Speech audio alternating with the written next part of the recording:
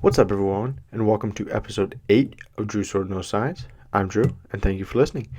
So, this week we're going to talk a little bit about astronomy, a little bit about a new figure of physics, James Clerk Maxwell, and we're going to talk a little bit about the upcoming SpaceX mission happening on this upcoming Wednesday.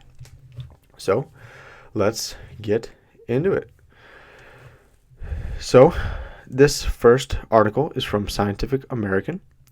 Astronomers get earliest ever glimpse of ancient giant galaxy. So, a giant galaxy like our own has been spotted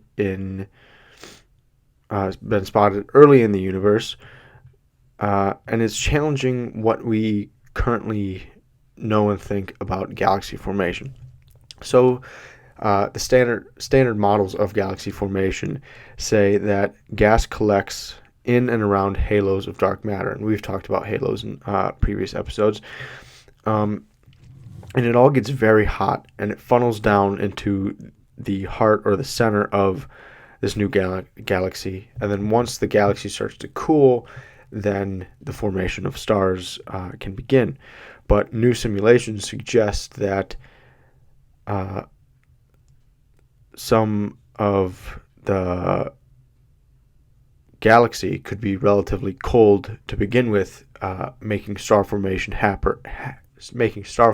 happen much earlier in the galaxy's lifetime. Now, this galaxy found has a lot of cold gas, and they say that if it had been formed by hot mode accretion, it wouldn't be there.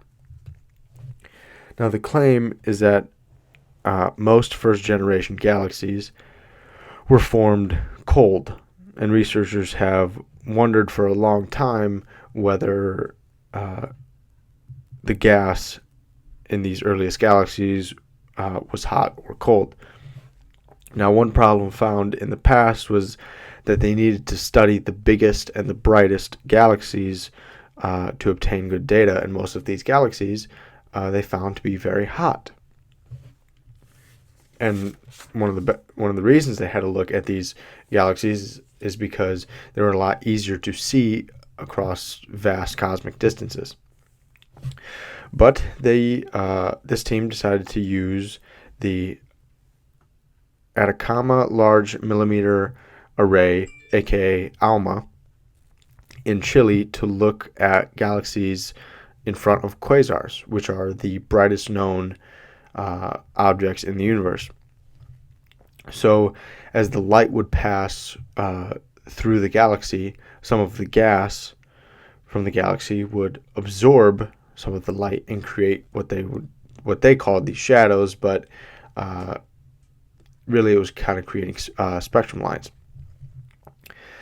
Now, observations from Hubble also showed that the gas blocking the quasar light came from the outer edges of the galaxy, which is opposite of what one would think, because on the edge you would expect the gas to be a lot less thin, and in the middle be a lot less thicker.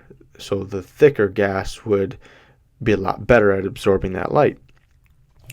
And this is suspected to be one of the funnels of gas in the galaxy, but more research will continue to be done on this matter. All right, so next we're going to move into talking about our newest figure of physics. This is James Clerk Maxwell. He was born in 1831 and he died in 1879. He was a bit of an intellect when he was a child, and he even had one of his geometry papers presented at the Royal Society of Edinburgh when he was just a kid. At age 16, he enrolled at the University of Edinburgh studying optics, and after about 3 years, he went to Cambridge University's Trinity College. And after teaching there a little bit, he eventually moved to Marishakal, something like that. I can't really pronounce it. College, as part of their physics faculty. And then later on in life, he also went to, I believe it was Aberdeen, and then eventually he also did a lot of his research at home when he wasn't a part of any faculty. But now I'm going to talk about just a couple of the things that he did. He was the first to really come up with the idea that Saturn's rings were made up of particles, and this wasn't really confirmed until the 20th century, so within the 1900s. He also, his biggest contribution to physics is Maxwell's equations, which are the four equations that you can see behind me. And what these did was basically set the foundations of classical electromagnetism, optics, and electrical circuits. And Einstein says that he owes his theories of relativity to these equations. He said without those, relativity would not be a thing. So that's kind of all I'm going to talk about him. Obviously, he did a lot more, and if any of that was interesting to you, as always, please look it up. But the next thing that I'm going to talk about is the upcoming SpaceX launch on Wednesday, May 27th at, I think, like 4:33 p.m. It's supposed to take off. But this is a big moment in history, in specifically spaceflight history, and it's a big moment it's the beginning of a new era in spaceflight, and specifically a new era of American spaceflight. So this is big for many reasons. One being that this is the first launch of astronauts by a private company. Before this, everything has been done by, in America, everything has been done by NASA. From the beginning with the Gemini and Mercury programs, all by NASA. The Apollo program, all by NASA. Skylab, all by NASA. The space shuttles, all by NASA. And now privatized space companies have been around for a minute, but they've only been cargo missions, launching satellites, cargo missions to the International Space Station, things like that. And this is the first time that humans will be launched by a private space company. And that's a pretty big deal, seeming how just a few years ago, some of the biggest names in human spaceflight history said that this would never be a thing. Said that the privatization of space, especially human spaceflight, wouldn't happen. And now it is.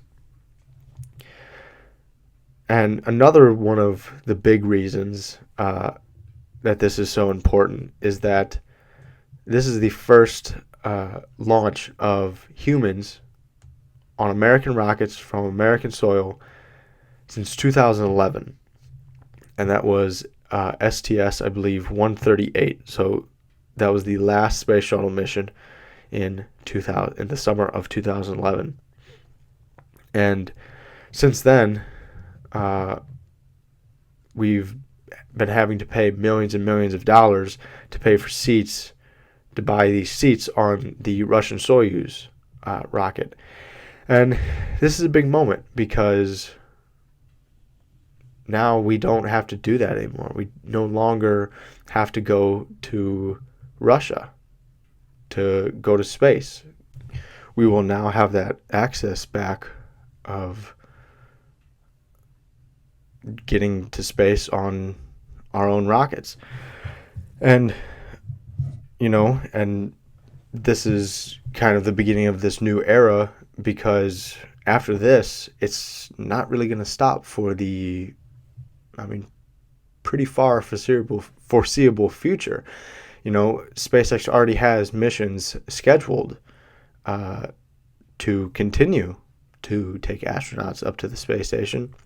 And then soon, within the next couple of years, we'll see the testing of the SLS rocket, the Space Launch System, which is NASA's new project. And then we'll see the Artemis program up and running, hopefully. And that's going to work on taking astronauts back to the moon, landing the next man and the first woman on the moon.